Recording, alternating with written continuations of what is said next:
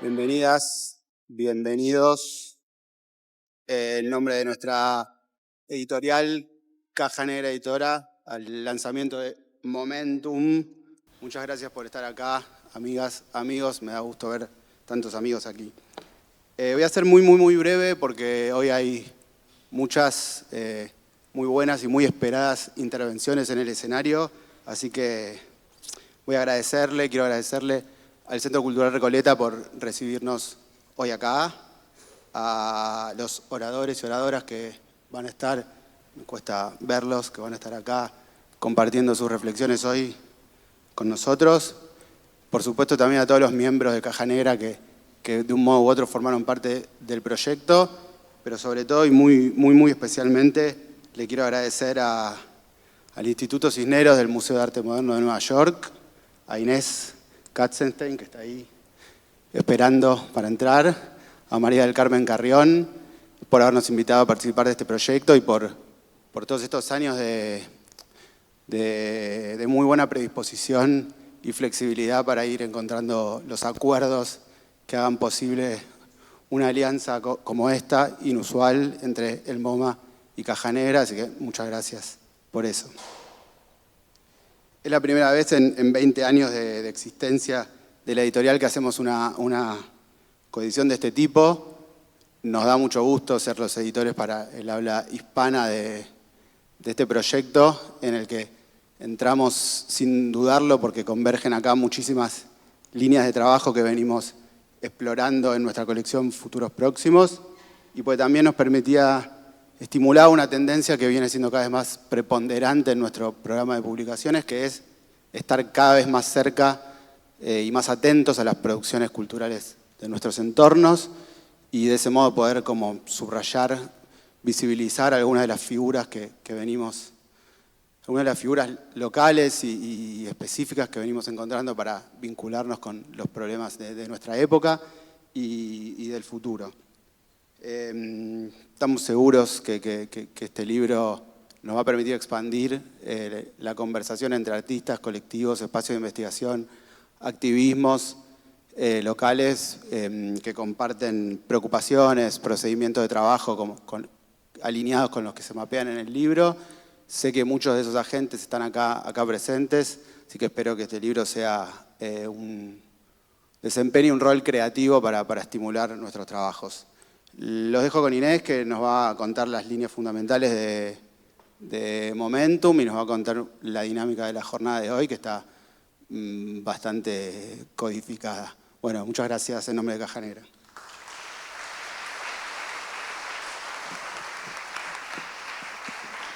Gracias, Diego.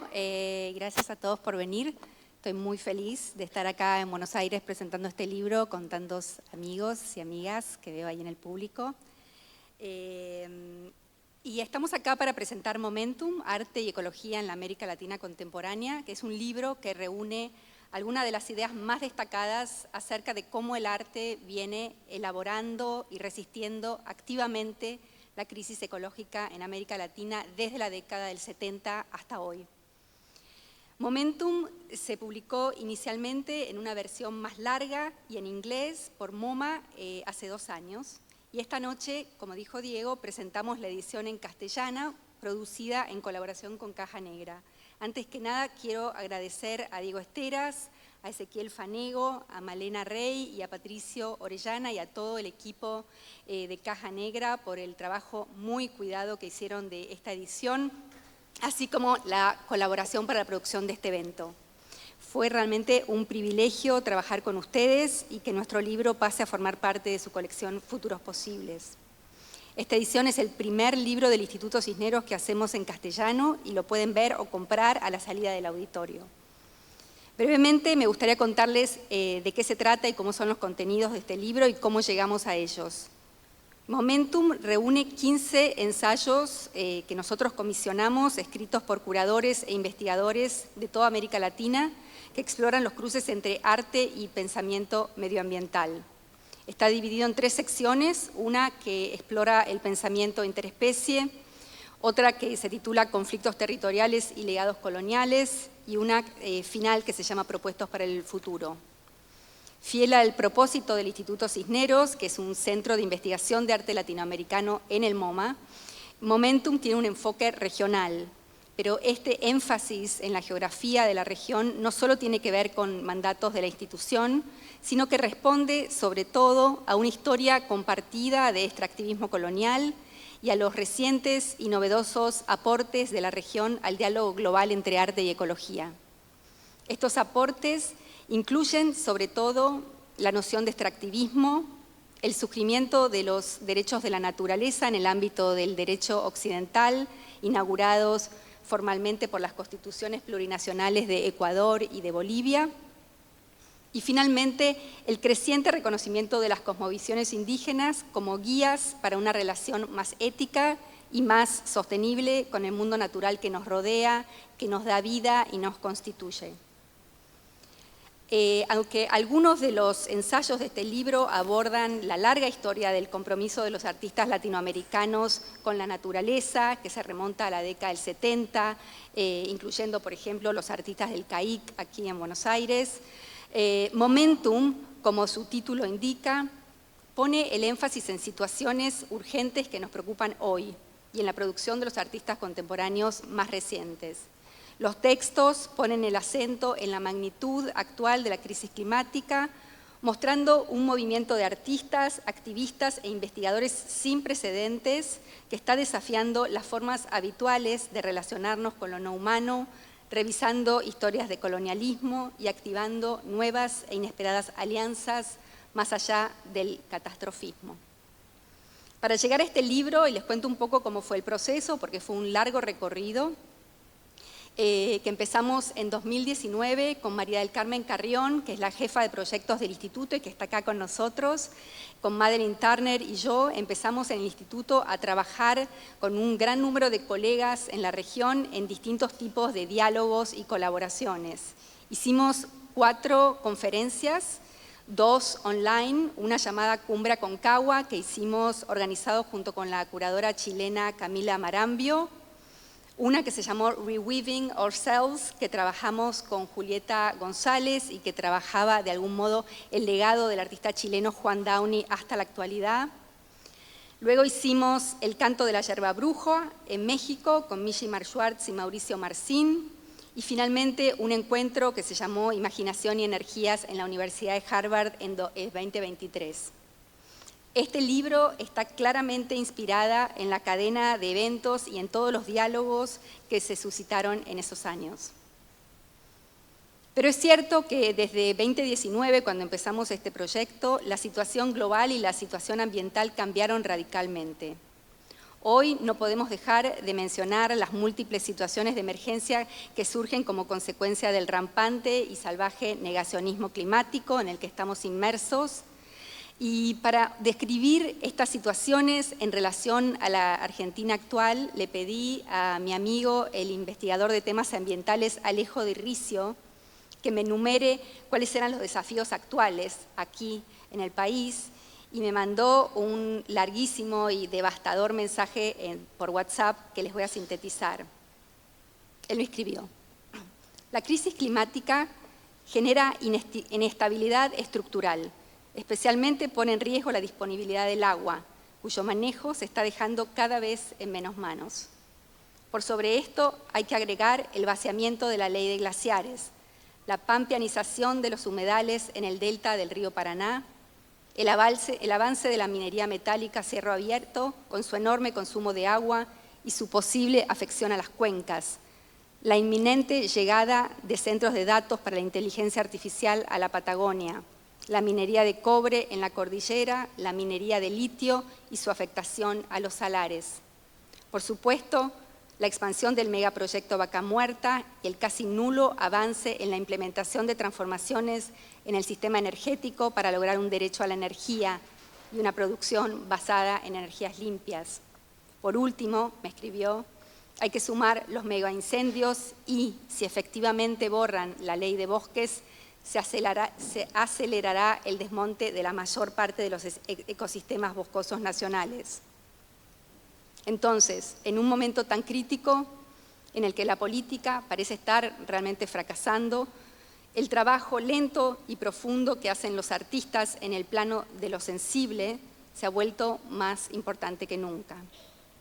Los artistas de este libro, con sus muy diversas estrategias, y por acá entre el público está Alejandro Meitín, que es un pionero en la Argentina de estas estrategias, proponen formas sutiles pero intensas de reimaginar nuestra relación con lo no humano, que pueden parecer minúsculas a veces, pero que resultan fundamentales para explorar nuevas maneras de proyectarnos en el mundo y permanecer alertas. Ahora vamos a empezar con el evento. Primero vamos a escuchar una presentación de la escritora y crítica Graciela Esperanza, que en este ámbito creo que no necesita presentación. Graciela va a reflexionar sobre los principales desafíos de América Latina desde el punto de vista ambiental, así como sobre el papel del arte en estos debates.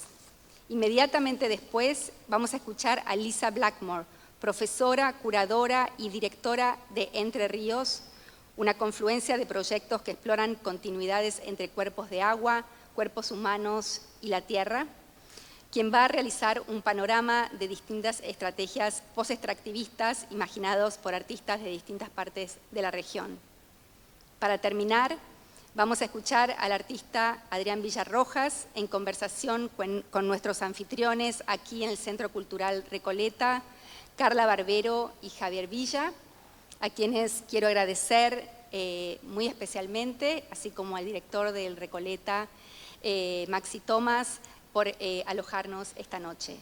Cuando terminen las presentaciones, los invitamos a un brindis acá en el patio. Muchísimas gracias.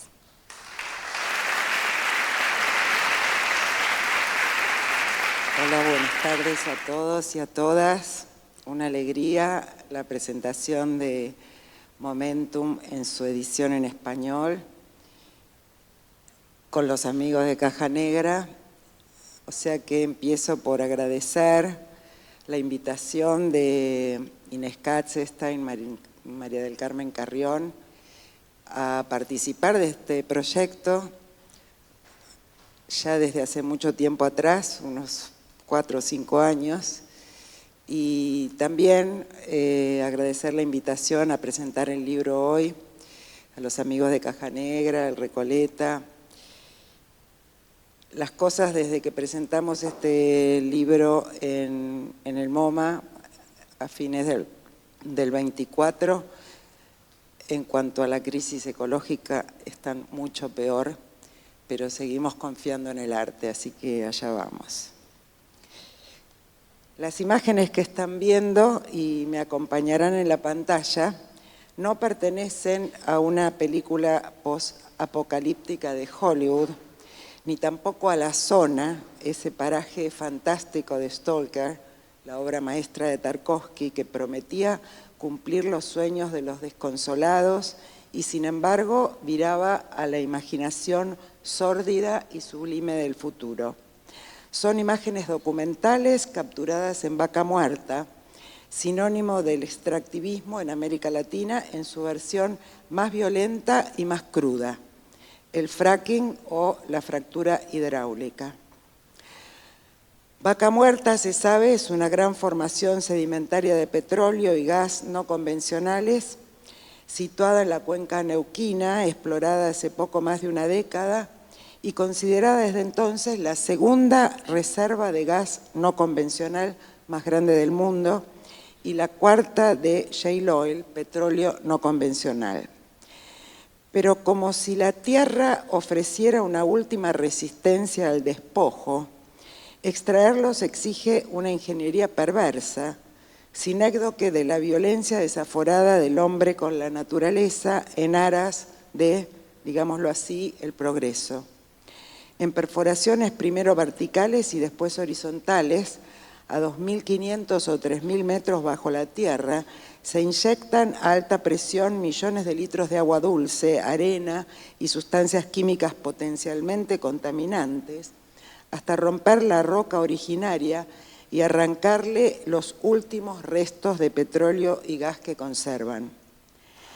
Vaca Muerta, metonimia de un país cuya adicción a la carne vacuna y al asado se abastece de mataderos, Ese nombre triste proviene quizás de los mapuches originarios que hoy luchan en la región por conservar sus tierras y se ha convertido en estos años en un nuevo Eldorado, uno más en la larga historia del continente, cimentada en las fantasías de desarrollo a partir de la extracción y exportación de sus recursos naturales, las únicas, se diría, alentadas en estos últimos años.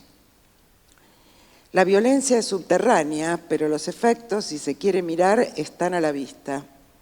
Contaminación del agua, el aire y la tierra, basureros petroleros sin plantas de procesamiento, derrames, sismos inducidos, incendios, efectos todos que amenazan la supervivencia de los pobladores vecinos, las comunidades mapuches y también el planeta entero, con una potencial bomba de emisiones de carbono. Como en un film de terror, las imágenes de Vaca Muerta son elocuentes. Solitarias antorchas que ventean el gas metano, pueblos fantasmas, plataformas que bombean incansables día y noche con un ruido ensordecedor, mangueras flexibles que van conquistando el terreno para robarle el agua a los ríos en un laberinto de anacondas, como las llaman los locales, comparándolas con las serpientes constrictoras que estrangulan a sus víctimas. Pero como las de Stalker, las imágenes son al mismo tiempo y a su manera sublimes. Un nuevo sublime posnatural, se diría, que despunta en mucho arte reciente de América Latina, una vez que el hombre ya no se siente empequeñecido frente a las fuerzas inconmensurables de la naturaleza, una desconexión que desde el siglo XIX reconocemos como el sentimiento de lo sublime, sino frente a una naturaleza moldeada por los excesos del propio hombre en tratos con el planeta. Desconocemos el final de la historia, pero la ciencia cumple en recordarnos que en los últimos 500 millones de años ha habido 5 extinciones en masa que acabaron cada una a su turno con 3/4 partes de las especies del planeta y nos encaminamos sin control hacia la 6ª, la primera causada por un agente biológico, el ser humano, propulsor de un crecimiento infinito en un planeta finito. La vida silvestre del continente se ha reducido en un 95% en los últimos 50 años. La demanda de agua dulce superará a la oferta en un 40% hacia el fin de esta década. El fuego devora Sudamérica y dispara emisiones de efecto invernadero a cifras récord. El 30% de la inversión global en minería se encuentra en algún país de América Latina. Cierto que también en los Estados Unidos se practica el fracking. Recordarán las arengas de Trump para seguir con el despojo, drill, baby drill. Aunque las empresas y los gobiernos prefieran los eufemismos y hablen de estimulación hídrica, es eso lo que están viendo.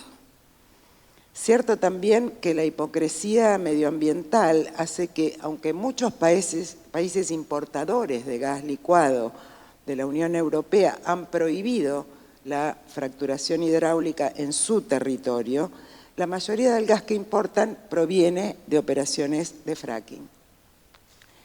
Pero la mayor zona de sacrificio, para usar una expresión tristemente popularizada, la mayor depredación de recursos naturales, sea de hidrocarburos, litio o la selva amazónica, sigue siendo América Latina. Bastan algunas cifras para demostrarlo.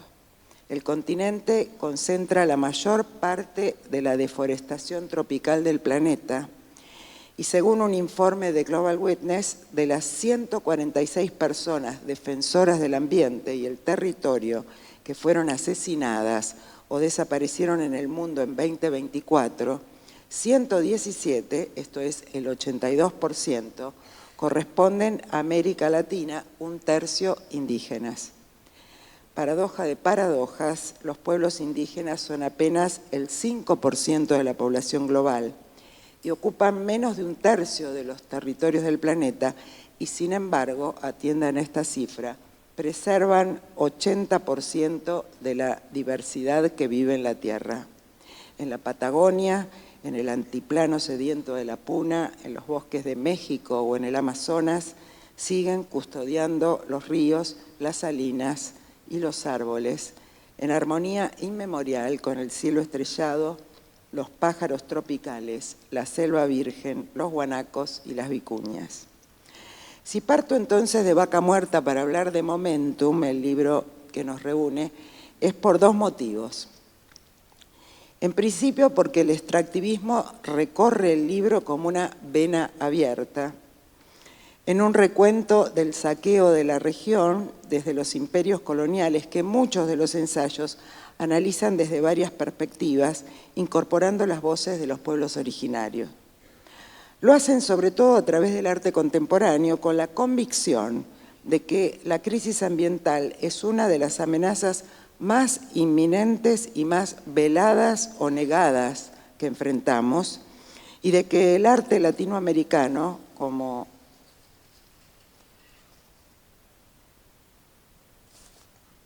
asegura Inés Katzenstein en el comienzo, y lo demuestra el vasto recorrido por las últimas 5 décadas, y la cito, ha metabolizado, confrontado e imaginado alternativas a la crisis ambiental con una perspectiva privilegiada.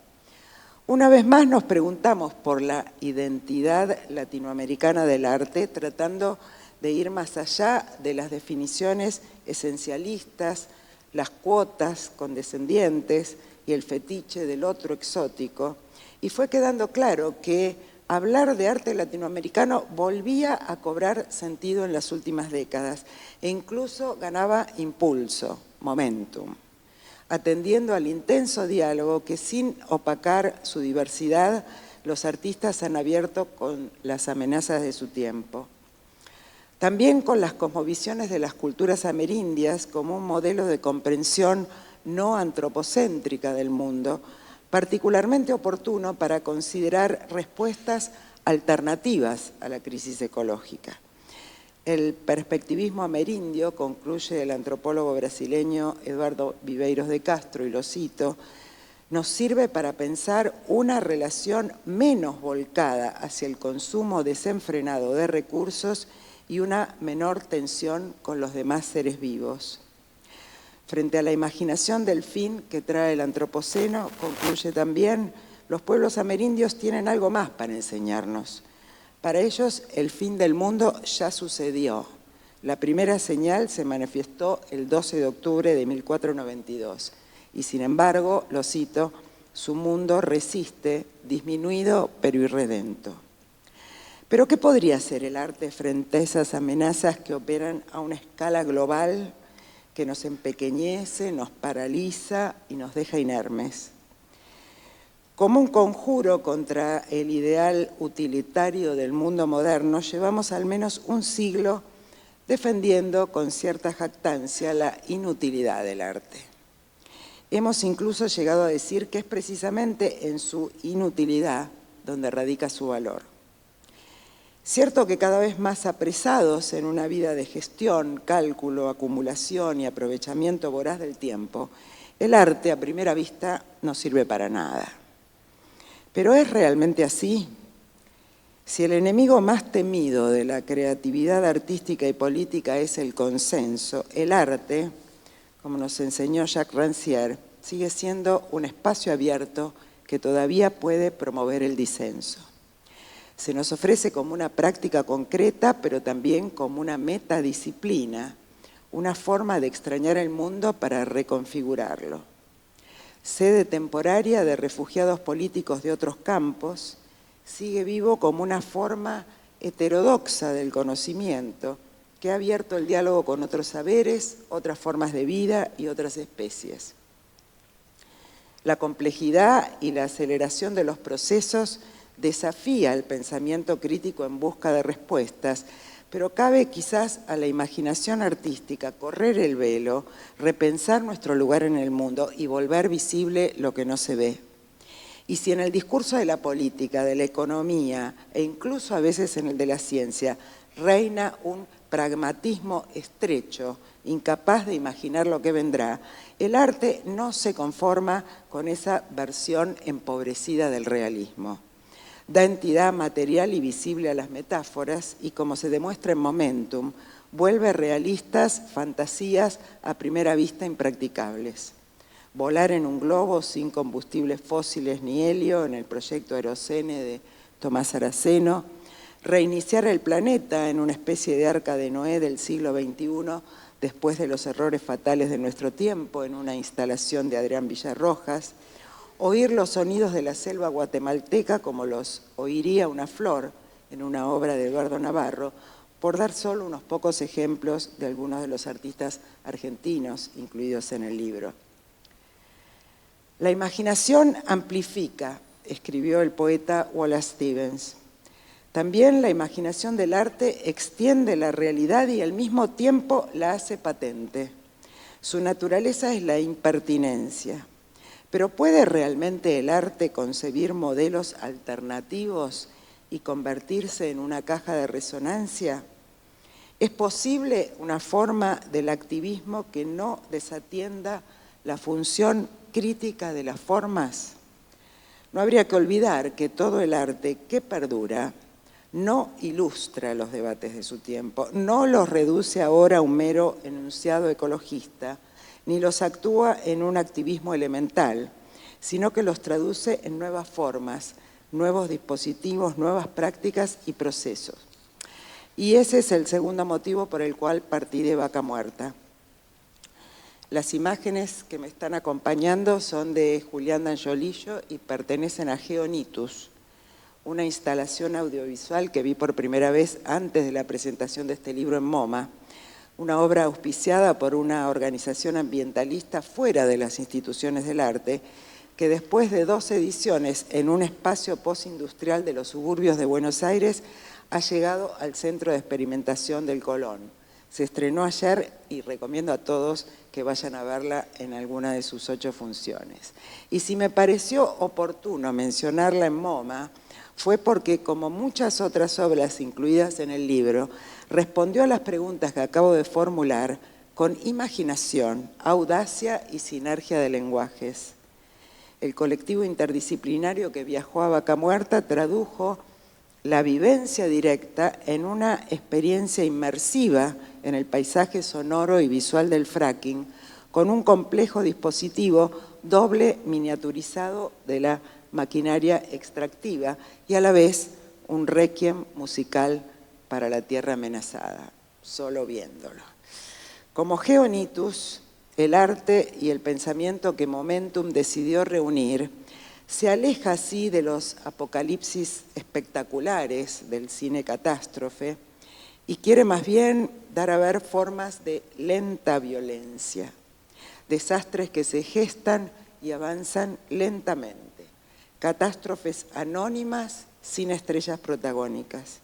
Pero también quiere ofrecer propuestas para el futuro. En prácticas discursivas o performáticas, las obras que se convocan figuran y a veces actúan formas alternativas de comunidad, cuidado, reconexión, reconstrucción y cura, atendiendo a los derechos de la naturaleza y las minorías. No parece casual que haya sido Ecuador el primer país del mundo que reconoció a la naturaleza como sujeto de derechos en su Constitución de 2008, basándose precisamente en su valor intrínseco antes que en su utilidad para los humanos. Momentum recorre una serie de prácticas de una generación de artistas de distintas naciones de América que desde mediados de los 2000 imaginan un futuro post-cartesiano y post-desarrollista, trabajan a veces en colaboración con sociedades rurales indígenas para construir un frente común contra la destrucción sistemática de sus hábitats naturales y han concebido prácticas, lenguajes y dispositivos muy diversos para explorar nuevas formas de conexión, cohabitación e interdependencia con el otro humano y no humano, orgánico e inorgánico. Una vez más, el sur puede ser el norte en un mundo que ha perdido la brújula o la ha abandonado. Cada una a su manera, muchas de las obras consideradas en Momentum hablan, por ejemplo, del agua. ¿Y qué más oportuno que hablar del agua hoy, aquí frente a la amenaza inminente de la reforma de la ley que protege nuestros glaciares? Obras tan diversas como la video performance Trai Trai Co, en la que el chileno Seba Cafulqueo desanda el curso de un río para recuperar la memoria ancestral del cuerpo en el agua.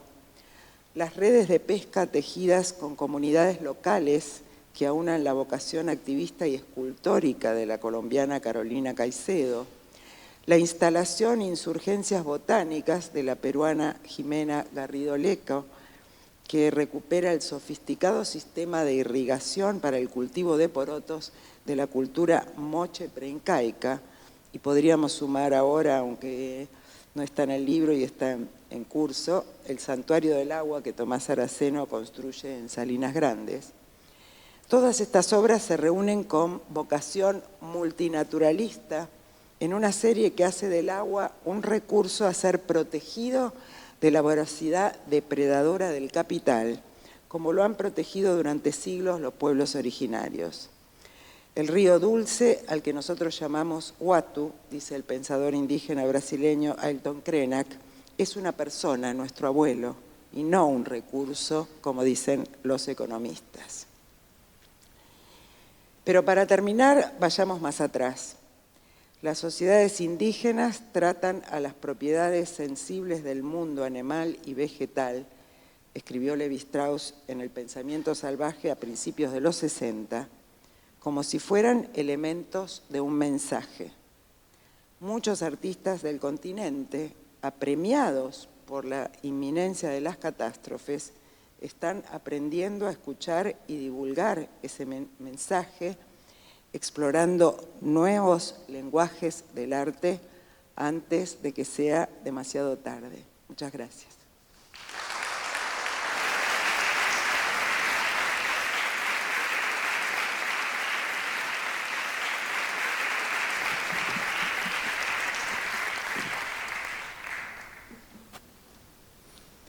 Bueno, muy buenas tardes a todas, a todos. Me sumo al agradecimiento por la invitación a estar acá y a toda la energía que ha sido producir este libro, primero en inglés y ahora en español. Espero que circule por todas estas tierras. Listo. También quiero sumar las gracias a las artistas cuyas obras voy a presentar el día de hoy, Carolina Caicedo y Regina José Galindo, por el apoyo en esta investigación. El tema del ensayo original que escribí para el libro Momentum trató de cómo 3 proyectos artísticos basados en el trabajo en campo y la colaboración imaginaban futuros post-extractivos desde la justicia ecosocial y epistémica. Hoy la presentación trata de un tema relacionado a esto, pero se centra en 2 obras que surgen de las intersecciones entre las prácticas artísticas y el activismo para encarar los impactos que hacen diversas industrias sobre territorios y comunidades en Brasil y Guatemala. Voy a explorar cómo obras de Carolina Caicedo y Regina José Galindo articulan sujetos ecológicos desde gestos y movimientos corporales que refuerzan justamente la interdependencia entre comunidades y cuerpos de agua en cuencas donde el extractivismo genera fisuras y separaciones. Este análisis hace parte de un proyecto mayor sobre el arte y el activismo en América Latina y plantea un horizonte conceptual para mostrar cómo diferentes prácticas artísticas crean reconexiones con cuerpos de agua en lugares específicos y cómo la organización comunitaria y la acción colectiva junto con la curaduría activan formas de encuentro para ampliar las experiencias estéticas a plataformas colectivas de sensibilización y acción. Identifico un repertorio de prácticas hidrocomunes que se articulan en maneras de ser, tejer, bombear, comer y escuchar. Y en este estudio, las obras de Carolina y Regina que presento hoy están en el capítulo que se centra en formas de ser, junto con los ríos, formas de ser ríos. Entonces, con este contexto, comencemos. Cuando la represa de relaves de la mina de hierro de la multinacional Samarco colapsó en noviembre de 2015 en la cuenca del río 12, en Minas Gerais, desató un torrente de lodo tóxico equivalente a casi 25.000 piscinas olímpicas. La ola de barro atravesó la reserva indígena Krenak, destruyó 2 pueblos, desplazó a más de 200 familias y mató a 19. Recorrió 670 kilómetros y 2 estados, saturando el río y sus riberas de mercurio, arsénico y hierro, hasta llegar al océano Atlántico, donde vomitó una mancha roja tan gigante que se alcanzaba a ver desde el espacio. Hasta hoy no se sabe cuánto tiempo se demorará este ecosistema en recuperarse. Este ecocidio, el peor registrado en la historia brasileña, es una manifestación literal del fenómeno que Eduardo Gudinas, en su conceptualización del extractivismo, llama geografías manchadas. Este término se refiere literalmente a los impactos materiales nocivos que el extractivismo genera en territorios físicos, pero también nombra figurativamente la alteración de terrenos cognitivos, reconfigurando cómo se piensa la relación entre humanos y naturaleza. Es ahí, en esa relación, donde nos detendremos hoy para identificar desde la injusticia y el daño resistencias que se articulan desde el pensamiento y desde los gestos performados en el arte. Si la lógica extractivista vuelve la naturaleza un objeto y recurso útil, las ontologías relacionales conciben el territorio como un ser vivo y sensible. Como acabamos de escuchar con Graciela en una bonita sincronicidad, en las secuelas del desastre del río 12, el pensador y activista Ailton Krenak escribió desde las riberas de la reserva de su pueblo territorio una fuerte denuncia al reciente ecocidio y la presentó como síntoma de la mercantilización sistemática de la tierra y el agua, un agotamiento programático que, para usar sus palabras, va destruyendo el hogar comunal que llamamos tierra. Hoy aproximadamente 130 familias viven en la tierra indígena Krenak, en la ribera izquierda del río, y su supervivencia depende de los únicos 2 cursos de agua de la región, el 12 y el M, ambos comprometidos por actividad industrial. Esto es tanto una crisis hídrica como una crisis ontológica existencial, pues como explica Krenak en Ideas para posponer el fin del mundo, el río 12 no es una cosa, es una persona, es un pariente. Expresa este parentesco entre los Krenak y el territorio ancestral desde la inseparabilidad constituyente de saberse, no es ríos, no es montañas, no es tierra, nosotros ríos, nosotros montañas, nosotras tierra.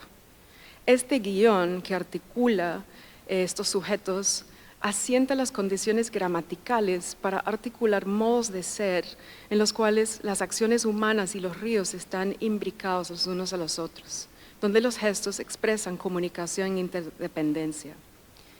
Se reflejan estas ontologías relacionales también en el término pueblos-territorio, también con guión, que Arturo Escobar usa para conceptualizar sujetos ecológicos constituidos por, y lo cito, vínculos profundos entre humanos y no humanos y entre los mundos natural, humano y espiritual. En ese término, el guión vuelve a aparecer para volver inseparables ambos sustantivos, pueblo y territorio, fungiendo como bisagra. Sirve para insistir, como también lo hace Marisol de la Cadena, que los humanos no son no solo humanos y que los ríos, en nuestro caso, no solo son ríos. Es esta interrelación lo que durante siglos ha situado a los pueblos indígenas, pero también afrodescendientes y campesinas, como obstáculos al capitalismo extractivo y racial que busca convertir el territorio en mercancía, de formas y escalas cada vez más depredadoras. En este contexto, insistir en ese guión que une pueblo y territorio, humano y río, en afinidad, solidaridad y reciprocidad se convierte en un acto de resistencia. Son las formas articuladas por los nosotros ríos lo que me interesa rastrear en las obras de Caicedo y Galindo, y lo que planteo como una estética, un repertorio de resistencia. Y acá quiero hacer énfasis en la distinción que hace Diana Taylor sobre el archivo que sedimenta, ¿no?, que fija las formas de la memoria, y el repertorio de acciones que encarna en esos gestos una memoria muscular de convivencia. Carolina Caicedo produjo A Gente Río, Nosotros Río, comisionado por la Bienal de Sao Paulo en el 2016, apenas meses después del desastre del Río Doce. Entre segmentos que trazan los impactos de las hidroeléctricas y de las represas mineras sobre diversas comunidades en Brasil, en la sección sobre el Río Doce muestra las secuelas del desastre junto a testimonios de personas afectadas. La voz del artista, siempre fuera de plano, dialoga empáticamente con sus entrevistadas y entrevistados, todas personas ribereñas. La señora Yahnida da Silva Rocha se para junto al río y prepara una caña de pescar, mientras describe cómo aprendió a hacerlo con apenas 10 años. Vivía en las riberas, dice, pero cuando pasó el desastre, esto terminó y se acabó la pesca. También vecino del río, el minero artesanal Irindeo Fidelis de Souza se para en la puerta de su casa con una batea entre manos. Le da vueltas al aire recreando los gestos desde la memoria muscular. Pensativo dice que su batea ahora está descansando, pero que es un descanso forzoso, pues él debería estar hasta las rodillas en el río buscando diminutos fragmentos de oro. Mientras habla, se pica la pantalla, aparece junto a su cuerpo una imagen satelital, un tropo recurrente en la obra de Caicedo, que muestra las enormes cicatrices que han dejado las terrazas de la mina. Estos gestos dislocados y ahora distantes de las riberas y del lecho del río articulan esa ruptura de las formas de ser nosotros río. Caicedo recoge un repertorio de gestos que mapea patrones de ruptura, mostrando lo frágil de esa memoria muscular y centrando la emergencia de otro tipo de sujeto, el de la persona afectada por las represas o atingido. Así lo atestigua María do Carmo Silva d'Angelo, una campesina desplazada y representante del grupo activista Movimiento Atingidos pelas Barragens, quien comparte con Caicedo la violencia impuesta por el desastre y las demandas de justicia, un lugar seguro para vivir, un terreno propio, educación, iglesias reconstruidas, clínicas y reparaciones para el estrés que causó el desastre. En este sentido, A Gente Río hace visible lo que está en juego y lo que se pierde bajo la lógica extractivista. La desarticulación de este repertorio que se performa con el río desde la desconexión. Ahí Caicedo reafirma la importancia de sostener prácticas de hidrocomunalizar, formas de ser no solo humano, pero río también.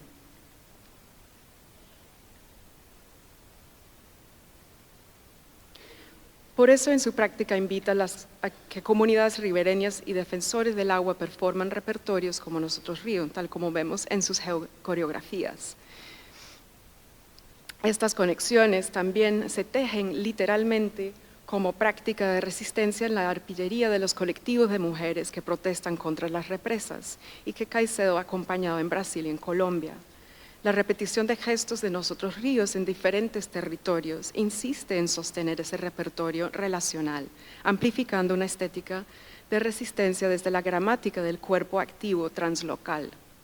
El hecho de que Caicedo propulsa la inclusión de estas obras de arpillería en sus propias exposiciones, como vimos recientemente en Situamos la vida al centro, y en otras muestras internacionales, profundiza el entendimiento del Nosotros Río como sujeto activo de formas de ser y estar en relación con las aguas, desde el arte y más allá. Retornando al Río Doce en Brasil, la articulación del Nosotros Río como sujeto ecológico Krenak sigue demostrando su peso como estrategia de resistencia en el arte y el activismo, para insistir en las interpermeaciones entre los cuerpos de agua, como forma de seguir pidiendo, exigiendo justicia y reparaciones para las geografías manchadas de los hidrocomunes que el extractivismo vuelve tóxicos. Paralelo entonces a estas luchas, otros ríos de gente se han ido formando en Guatemala para protestar la contaminación y el robo del agua, junto con la criminalización del activismo ambiental.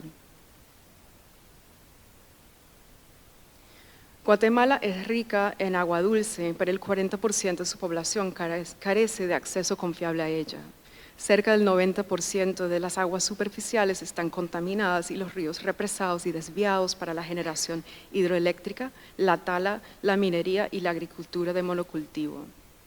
Aunque la Constitución de 1985 ratificó el agua como un bien común, hasta hoy no existe una ley que regule su uso en función de la equidad social y el interés público. En el índice ambiental de la Universidad de Yale, Guatemala ocupa el último lugar en América Latina y el Caribe en acceso y manejo de agua. Estas injusticias hídricas son inseparables de la violencia estructural histórica y contemporánea que sufren los pueblos maya, cuyos territorios y ríos han sido sacrificados al desarrollo. Ejemplo notorio de esto fue la represa Chisoy, cuya construcción en los años 70 desplazó a miles de personas y llevó al secuestro, tortura y masacre de quienes resistían y exigían compensación justa. Esa historia resuena hoy con la rápida expansión de represas, pues para el 2021 ya había 30 represas construidas y otras 2 docenas autorizadas. En contraste a esto, en la cosmología y gobernanza maya, agua y vida son sinónimos. El agua es agua sagrada y preciosa, dotada de corazón y esencia. Sostiene la vida del Winak, la palabra en Quichay para pueblo. Es lógico entonces que en la última década el agua se ha vuelto un eje estratégico de la defensa territorial que convoca a la movilización. En el 2016, por ejemplo, una marcha por el agua organizada por la Asamblea Social y Popular reunió a 20.000 personas que caminaron desde diferentes regiones del país por 11 días hasta llegar a la plaza principal de la ciudad de Guatemala. Esta marcha, que marcó un pico de presión política entre campesinos e indígenas que exigían principios de solidaridad, reciprocidad, equidad, sustentabilidad, diversidad y arraigo cultural en los marcos legales de la gobernanza de agua, encuentra reflejos en los performances multitudinarios posteriores que organizó la artista Regina José Galindo en colaboración con Maíz de Vida, una ONG que se le acercó durante la pandemia a invitarla a pensar un proyecto de defensa creativa del agua y de los ríos. Esta alianza entre el arte y el activismo se convirtió en esta primera edición de Ríos de Gente, en la que 8 comunidades se movilizaron debajo de ríos de tela de 100, 200, 400 y hasta 1.500 metros de largo. Esta obra de activismo, como lo llama Galindo, juntó al cuerpo político con los caminos de cuerpos de agua desviados, represados y contaminados, suturando de esta manera el nosotros río desde diversos afectos, la digna rabia de la denuncia, pero también la alegría. Al convertirse en río de tela, los cuerpos animaban un flujo común entre risas y exclamaciones que se oyen en los videos. Nos estamos moviendo como un río, libremente. Si atendemos al performance en detalle, apreciamos cómo cada mano tensiona y afloja la tela. Moverse como un río de gente, un nosotros río, requiere que los demás atiendan al movimiento propio y ajeno simultáneamente, interdependientemente. Aunque la coreografía es improvisada y la imagen se produce en su economía de medios, un poco parece simple, su estética es ágil, pues pone en práctica ser nosotros ríos desde una metaforización material experiencial, una confluencia de gestos a la vez multitudinarios y micropolíticos que performan precisamente los principios de reciprocidad y cuidado mutuo que se reclaman como claves de la gobernanza hídrica justa. A diferencia de los contextos rurales de la primera edición, en la segunda se presentó Ríos de Gente en la ciudad de Guatemala como cierre de la Cumbre Plurinacional por la Libertad del Agua que organiza Maíz de Vida, la misma ONG que organizó con Galindo el año anterior. Como la marcha de agua que había tomado la Plaza de la Constitución en el 2016, este performance y la cumbre reunieron coaliciones de diversos actores en un momento cuando el Congreso debatía nuevamente una nueva propuesta, tampoco ratificada como sus antecesores de una ley de agua. Debajo de la tela los activistas gritaban: luchamos por el agua, luchamos por la vida. Ese nosotros río interpelaba directamente al gobierno y los órganos que rigen al cuerpo político y lo disciplinan. Ambas ediciones del Festival Libertad para las Aguas se dedicaron a un activista emblemático, Bernardo Cal, un profesor y sindicalista mayo quiché, encarcelado en enero de 2018 por defender comunidades indígenas afectadas por el proyecto hidroeléctrico Renace en el río Caobón, cuerpo de agua sagrado y hogar de unos 30.000 personas en la región de Alta Verapaz, en el norte de Guatemala. Desde la cárcel, Cal escribía cartas públicas en las que denunciaba el proyecto como un crimen contra la naturaleza y también un crimen contra el pueblo maya quiché. Declaró: protestamos nuestro río que por miles de años nuestros ancestros han amado, respetado y cuidado. Tan solo 2 días después del paso del río de gente por la Plaza de la Constitución, el 24 de marzo del 2022, Cal fue liberado. No pretendo acá una causalidad directa, pero la coincidencia del festival, el performance y la liberación es notable. Señala cómo la coalición de arte y activismo activa y conecta varias agendas, registros y temporalidades en formas del Nosotros Río que son iterativos y reiterativas. Luego del performance en la Plaza de la Constitución, en el 2022, Galindo presentó una muestra en proyectos ultravioleta, dedicada también a Cal. El río serpenteó por los pisos del patio y las galerías, su presencia inerte contrastando con la proyección en video de la acción original. Sin las personas que sostienen, animan el río, este se redujo a una presencia inerte, ¿no? Convocándonos a pensar de la necesidad de esa interdependencia que anima su pulso. En paralelo, como parte de la post-vida del performance, Ríos de Gente pervive en el video que mostré al inicio de esta presentación y que Galindo produjo para Maíz de Vida. Desde la página web y las redes sociales de la ONG excede la temporalidad efímera del performance y la plataforma limitada de la Galería de Arte Contemporáneo. Es más, la inclusión del video en exposiciones y ciclos de cine, Ecuador, Corea, el Reino Unido y otros países hasta el año pasado, demuestra cómo se siguen articulando las acciones más allá del performance.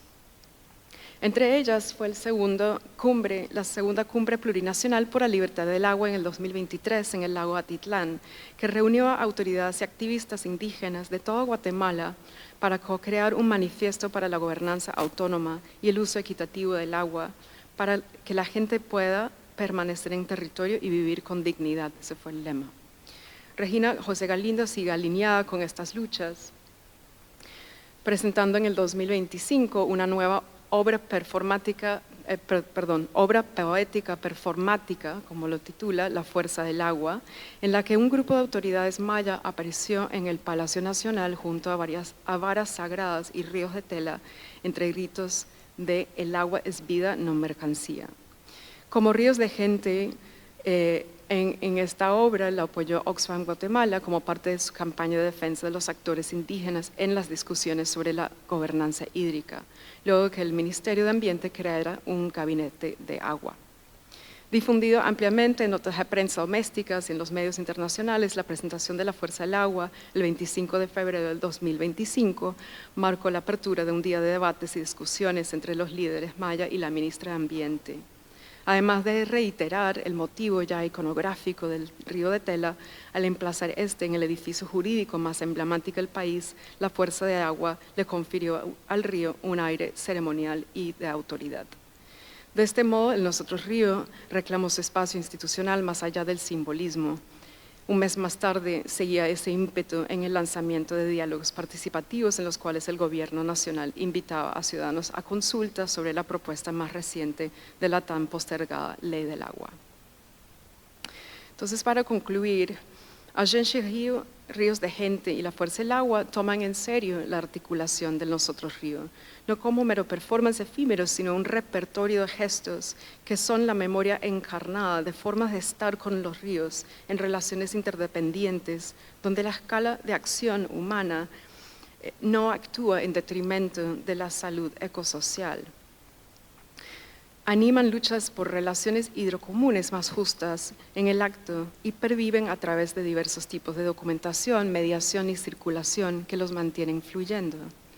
Esa agilidad de la estética de la resistencia ciertamente apoya procesos de defensa del agua y reivindicación por la participación indígena y ciudadana en los marcos legales de la gobernanza. También centra el rol de los defensores cuyas acciones los vuelven, como los ríos, vulnerables a las fuerzas del extractivismo. Aunque el performance es efímero, las alianzas que estos artistas sostienen con movimientos de justicia ambiental estiran su temporalidad. Catástrofes repentinas como el desastre de la represa de Mariana y las prolongadas injusticias hídricas que afectan a Guatemala revelan cómo el extractivismo inscribe geografías manchadas y violencia epistémica a través de territorios ricos en recursos. A pesar de casos judiciales de alto perfil, grupos de presión por los derechos y la amplia circulación de obras de arte impulsadas por la protesta, el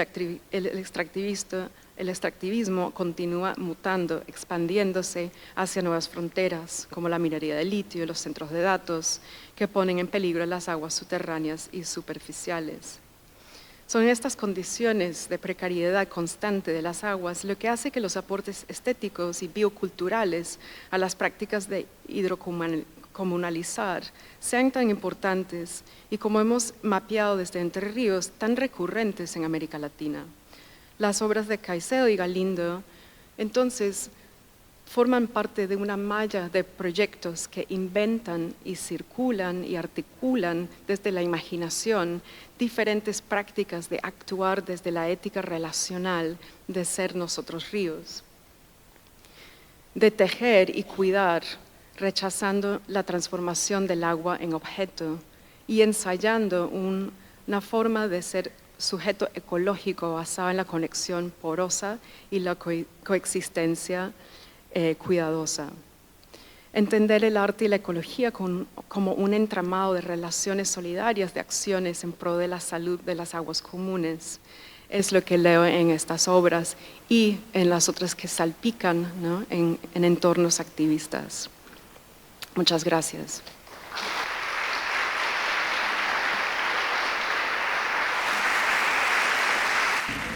Mi nombre es Carla Barbero, junto a Javier Villa somos curadores de aquí del Centro Cultural Recoleta. Nos acompaña nuestro artista invitado Adrián Villarrojas.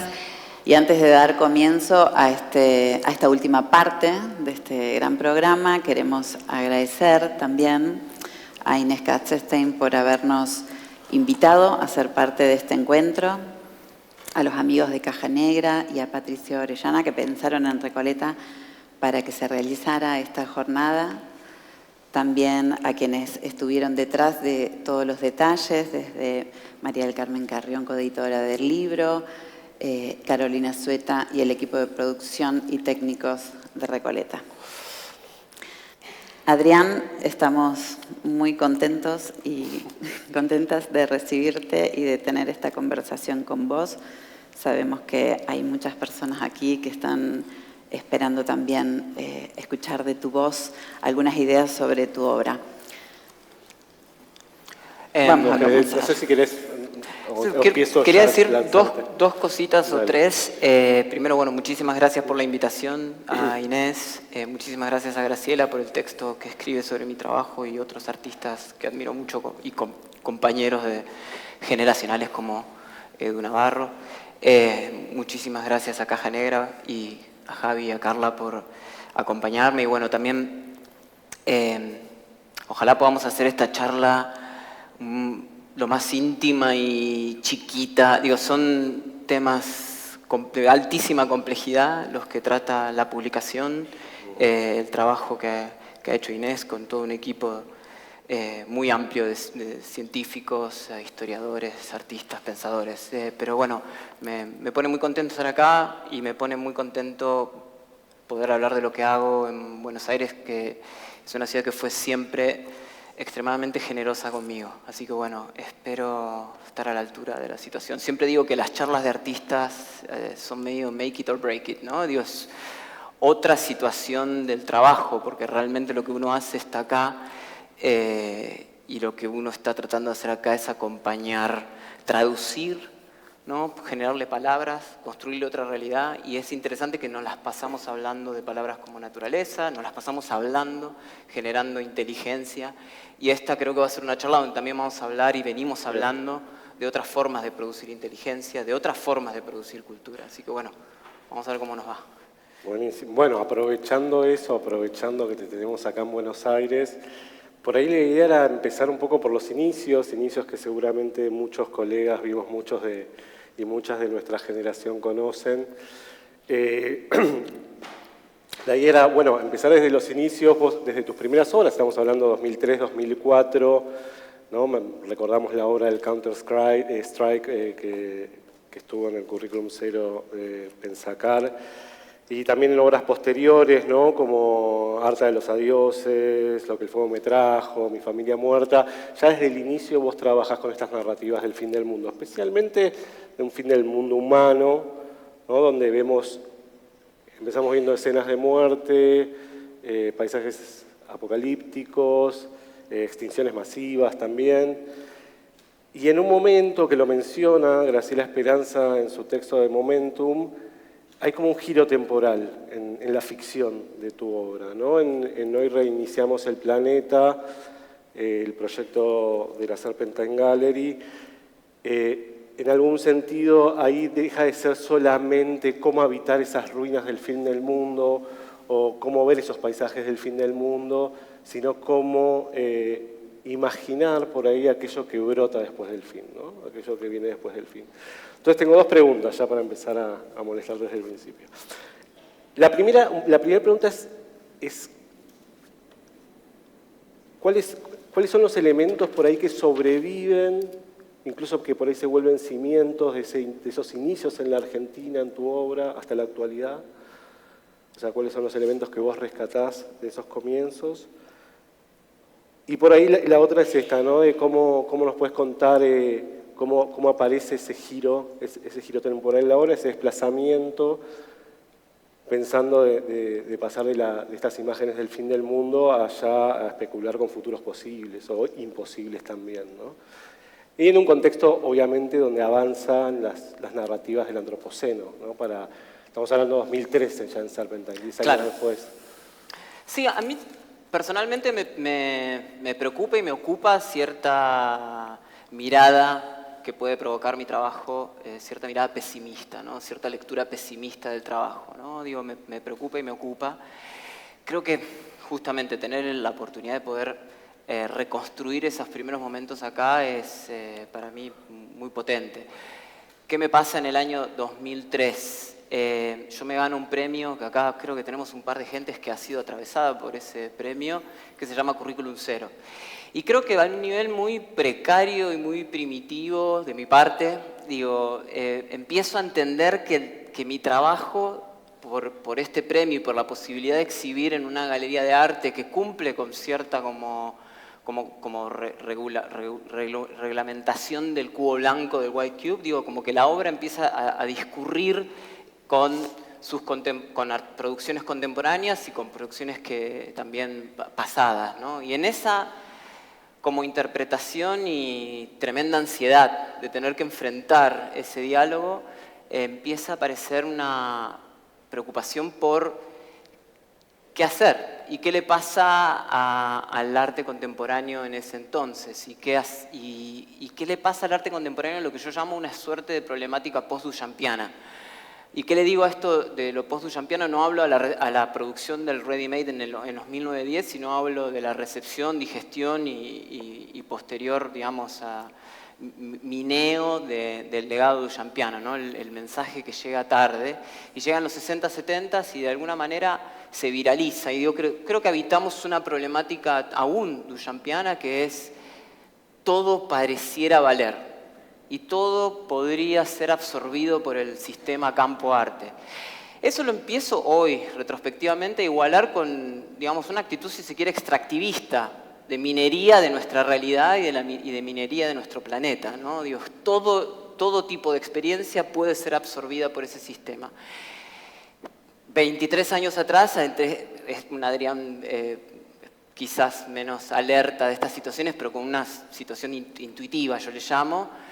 La respuesta que encuentra es irse a un lugar, a un tiempo no humano. Es como que la solución que yo le encuentro es como si uno tendencialmente quisiera hacer una teoría unificada. En las matemáticas pasa mucho esto de ¿quién puede unificar todas las matemáticas? ¿Quién puede unificar todas las reglas de la física? ¿No? Digo, ¿cómo podría ser una teoría unificadora del arte? Digo, bueno, si bien tendencialmente lo único que nos queda es escribir todos los libros que restan por escribir, donde el mapa y el territorio se encuentran, digo, donde todo podría ser arte, por ende lo único que falta es seguir escribiéndolo hasta dominar el planeta y volverlo una gran masa arte.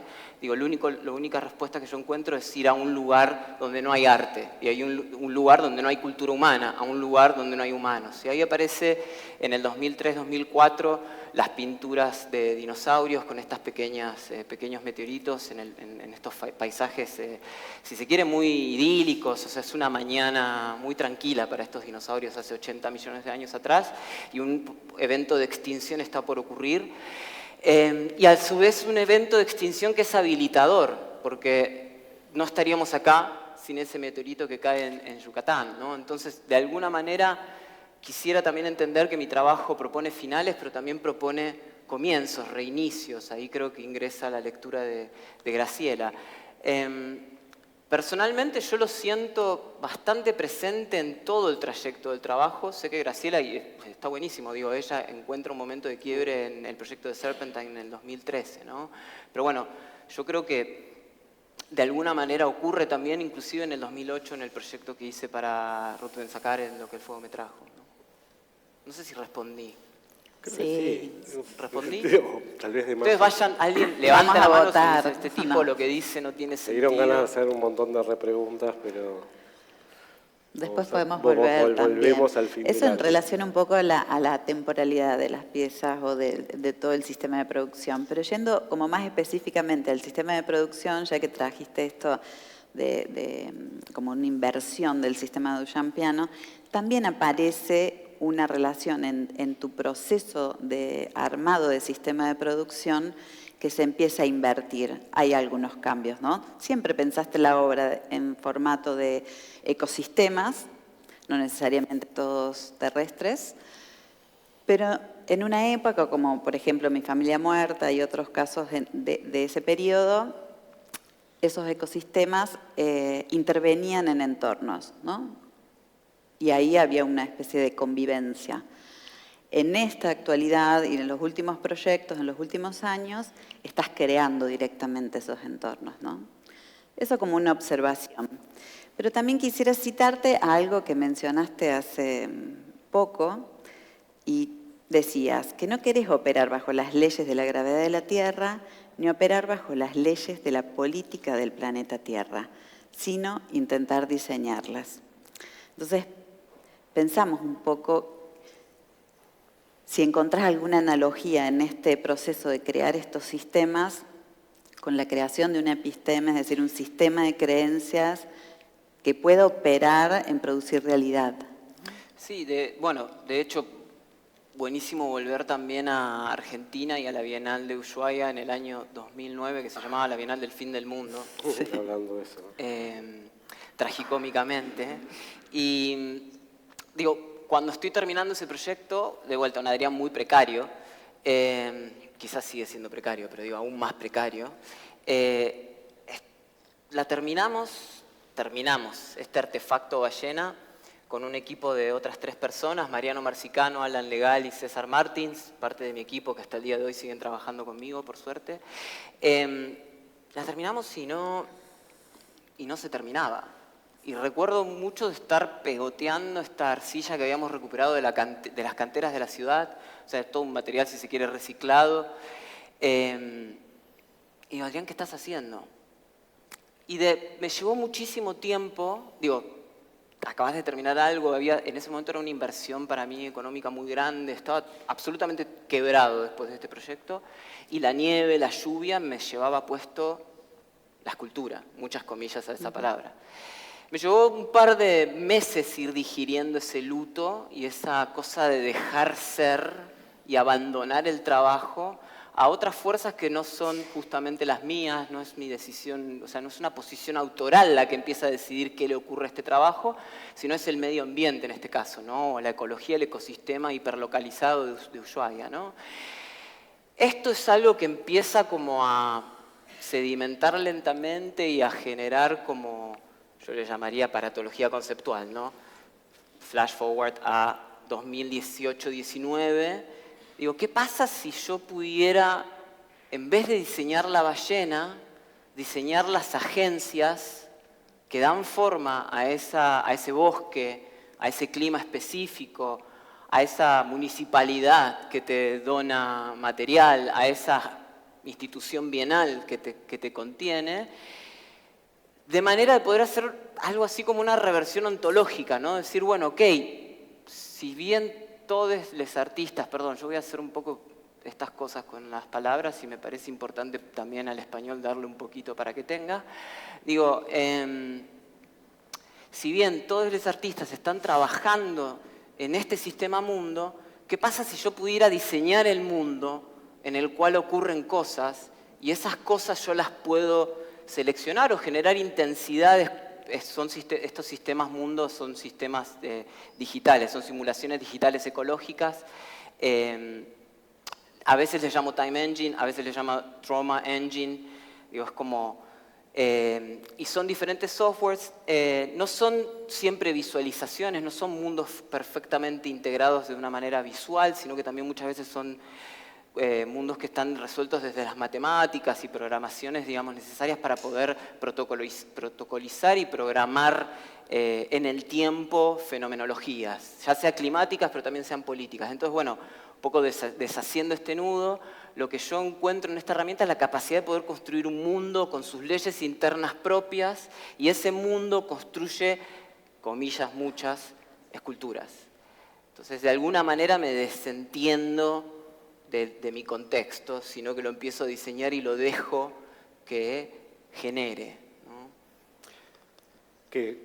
Bueno, ahí hay una inversión importante, ¿no? Porque en todo un primer momento de tu práctica hablas mucho del pensamiento de sitio específico, ¿no?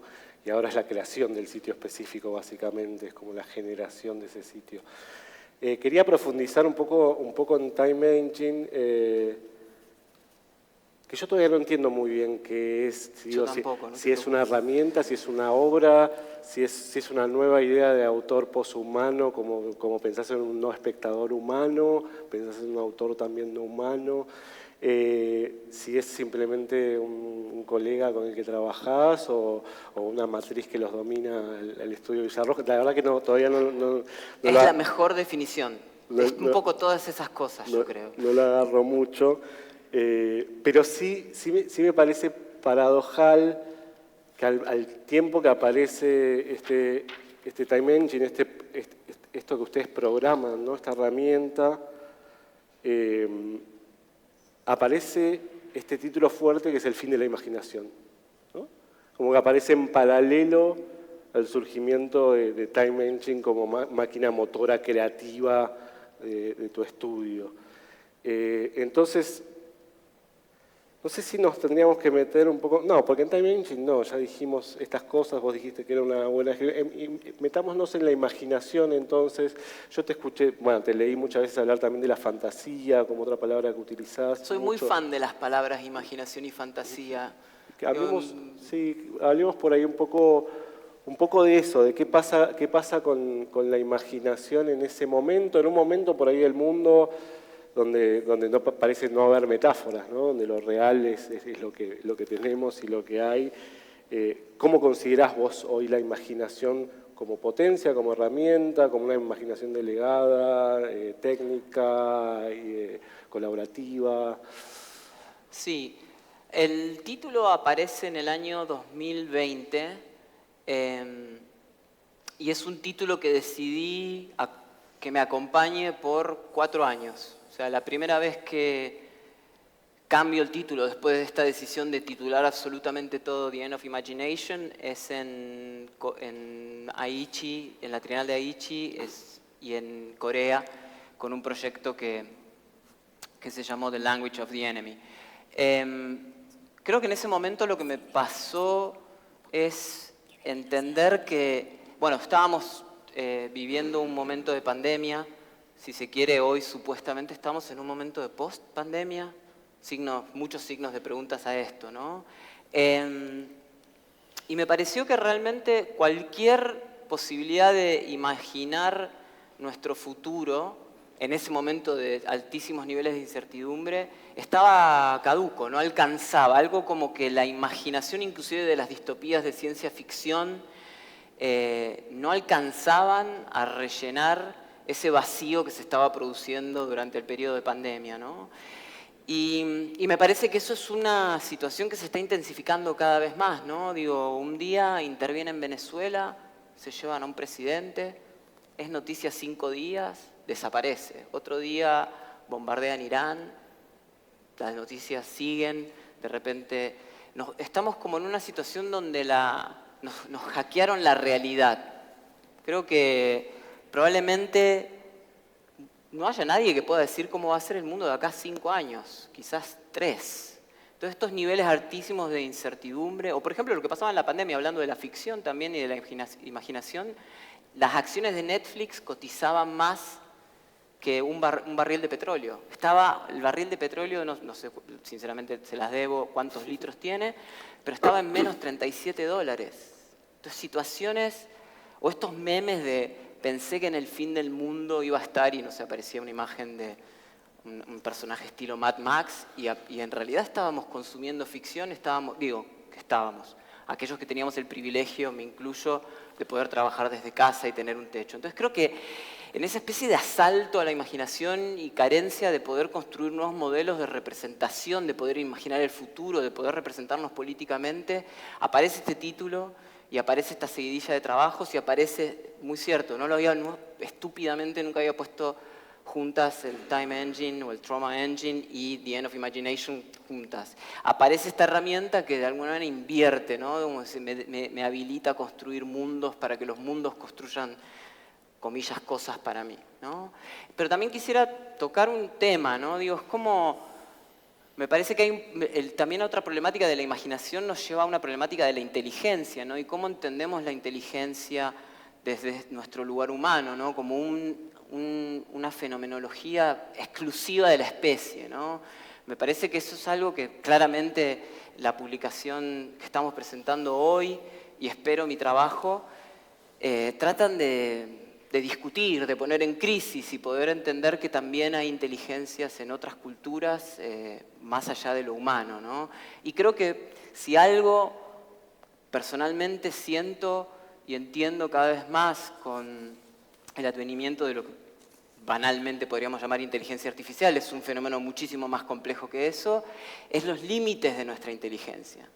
Inclusive quizás de lo programático que somos y que es nuestra inteligencia, ¿no? Como, para mí es un momento de enorme humildad, ¿no? Y eso creo que es algo que le sucedió siempre a mi trabajo, ¿no? Tratar de pensarme en horizontalidad con los no humanos, los más que humanos, los inhumanos, ¿no? Digo, y también, hablando de sistemas de producción, digo, de poder colaborar y trabajar con otros, ¿no? Digo, yo desde el año, 2009 y antes, digo, en un momento más tierno de Adrián, colaboraba con mi familia, con un artista que acá todos conocen muy bien, que es Mariana Tellería, digo, con mi hermano, con amigos de la facultad, pero bueno, en 2009 emerge lentamente un grupo de trabajo, un grupo de colaboración que también me empieza a dar la posibilidad de salir de mi perspectiva autoral, ¿no? Yo soy una persona que desconfía muchísimo de su visión. Yo soy una persona muy desconfiada de lo que a mí me parece que está bueno y que me gusta.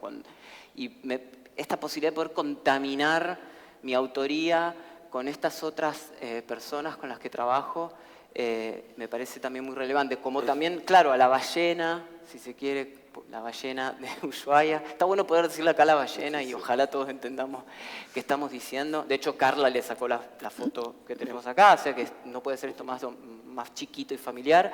Digo, a esta ballena le pasó eso, ¿no? Mi autoría se diluye en el bosque, ¿no? Y la pieza queda totalmente reintegrada de luego de un par de años en el paisaje. Y voy a decir una pavada más. Me parece que el trabajo también tiene una problemática en cómo se le aproxima al espectador. En el proyecto 2008 y 2009, en estos años, empiezo a entender que yo quiero que no haya, si se quiere, negar a la figura del espectador, o ponerla un poco en un halo de...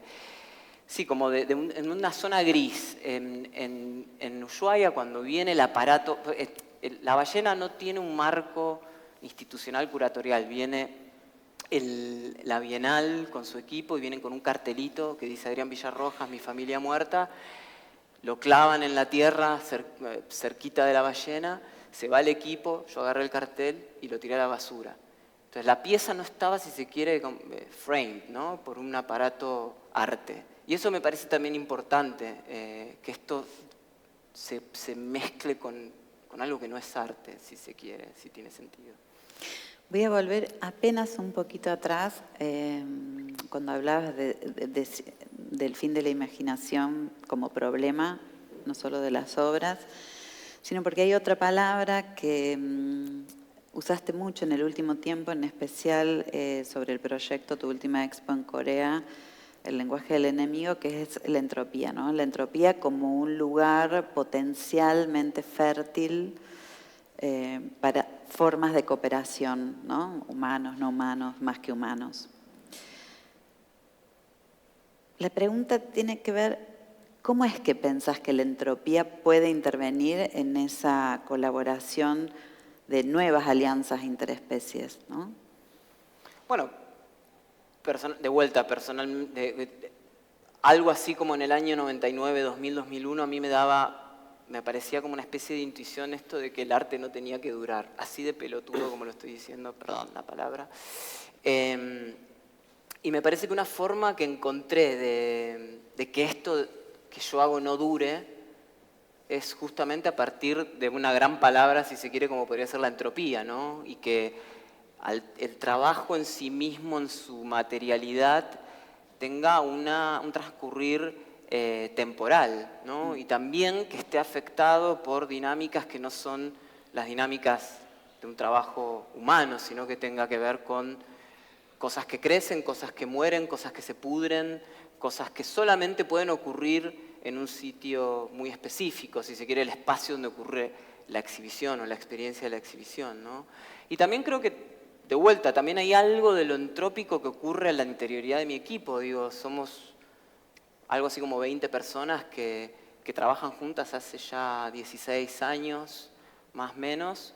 Y bueno, también mis opiniones se encuentran con otras opiniones. Yo le trato de llamar a todo esto construir realidad, ¿no? Como una intención de poder construir algo, como salgo a la calle y me encuentro con las decisiones de muchos vivos y no vivos, ¿no? Digo, con gente que vivió en este barrio hace 100 años, o hace 10 años, o hace 10 meses, ¿no?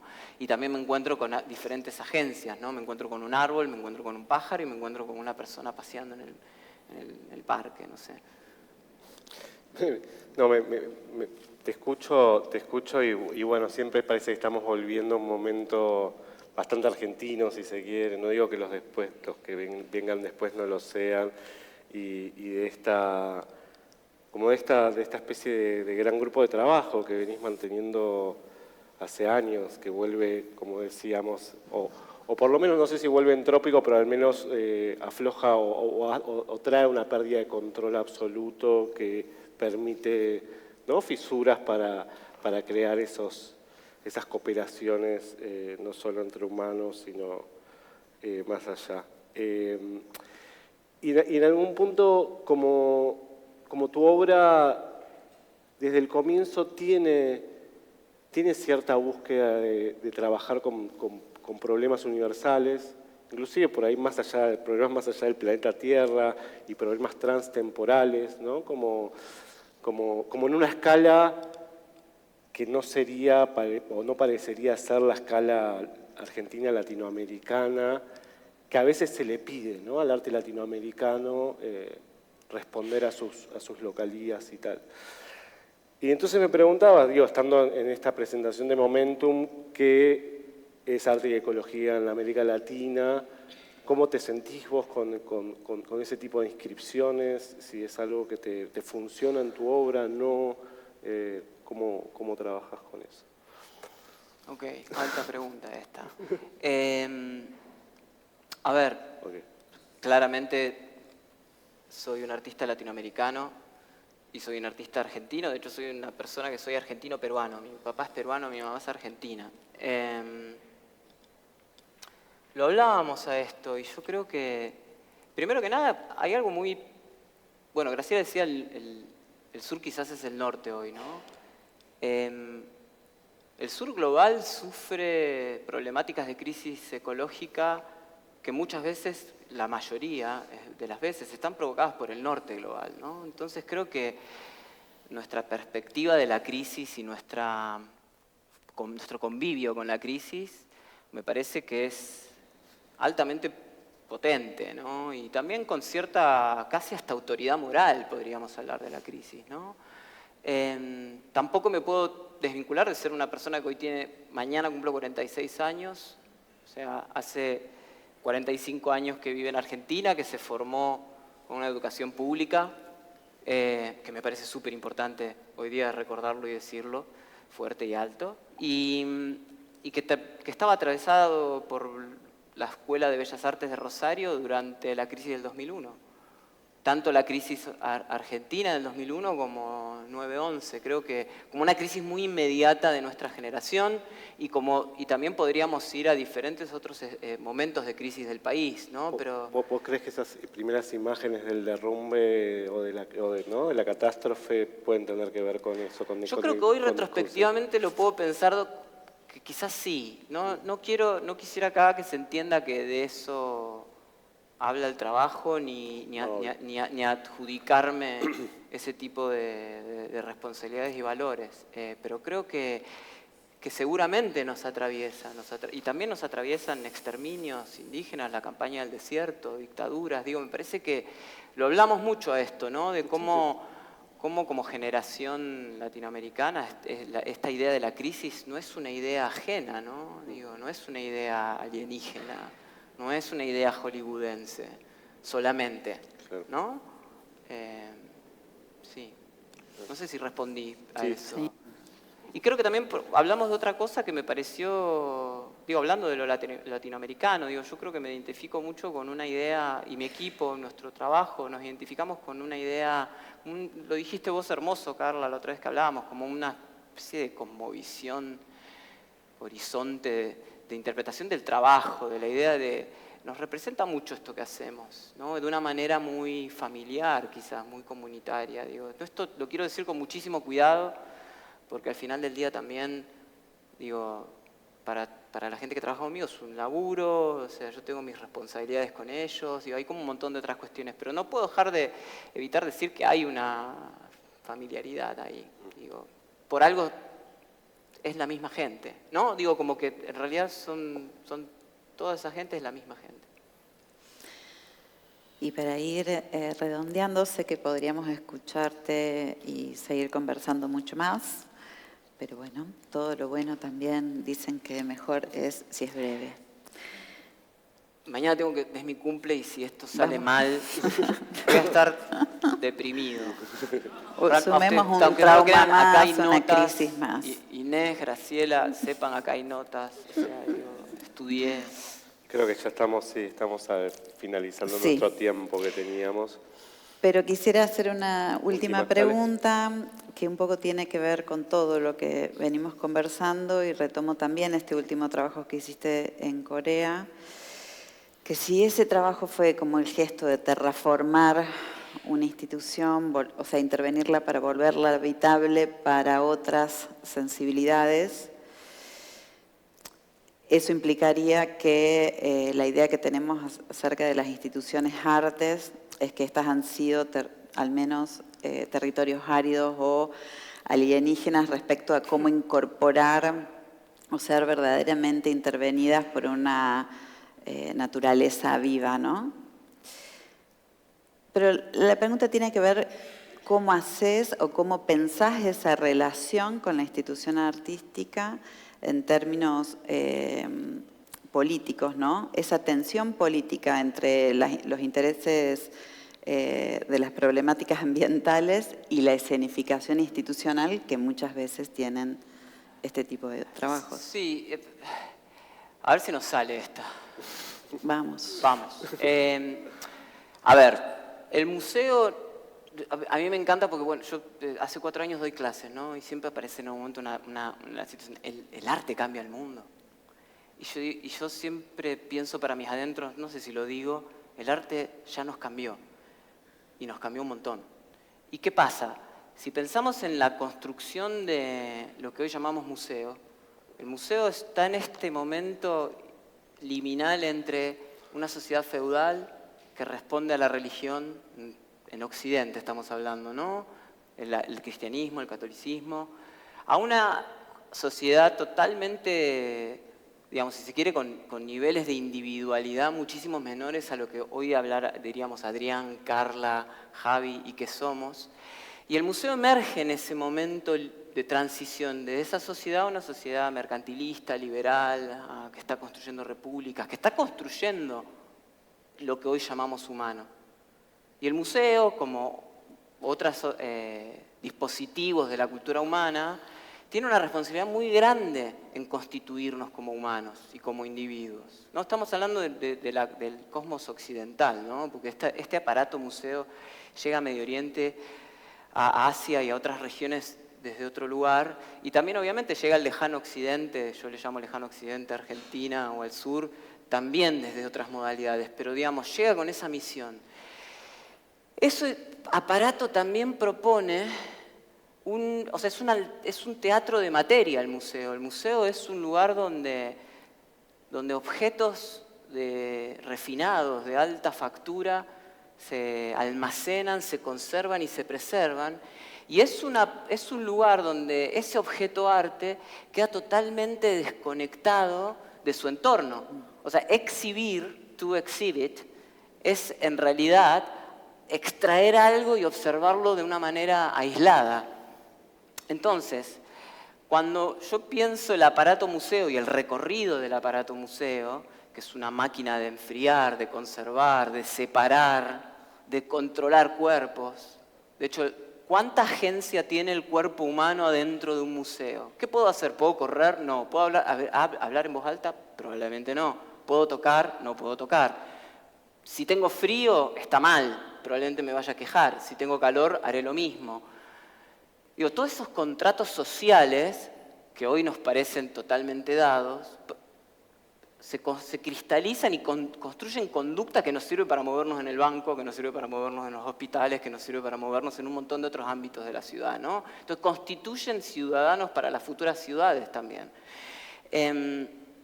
Esta situación del museo, creo que hoy en el siglo XXI, digo, es como si estuviéramos entrándole como al blind spot del museo, ¿no? Es como en estado psíquico puro.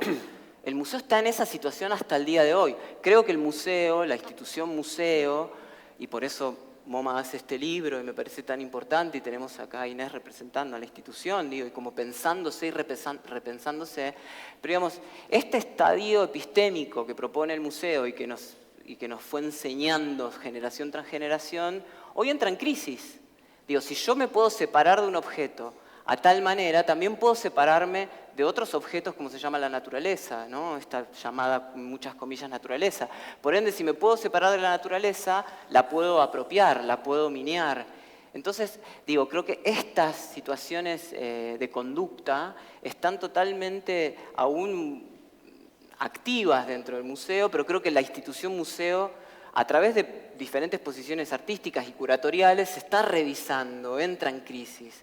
Todo esto para decir que, para mí, cuando yo trato de poner o terraformar un museo, o ponerlo en un estado como de desmontaje, también trato de pensar en cómo puedo descentrar esa posición del museo, pero también, digamos, entras en este proyecto en Corea, no hay título, no hay texto de pared, no hay labels, no hay una obra unitaria, unificada, discreta, a la cual puedo rodear, hace calor, hace frío, hay fuego. Digo, empiezan a ocurrir cosas que son quizás exógenas a ese universo de la conservación. Entonces, bueno, digo, me parece, de vuelta, creo que el museo en el siglo XXI ya terminó, el museo se está buscando, ¿no? El museo se está absolutamente reconstruyendo, ¿no? Y bueno, creo que a mí me emociona mucho esa discusión, por eso me emociona mucho estar acá y poder pensar esto con ustedes. Y bueno, esta publicación es un lugar increíble donde, de vuelta, el museo va a los artistas, a los científicos, a diferentes pensadores a repensarse también, ¿no? En fin. Muchas gracias, Adrián, y gracias a todos y todas por venir.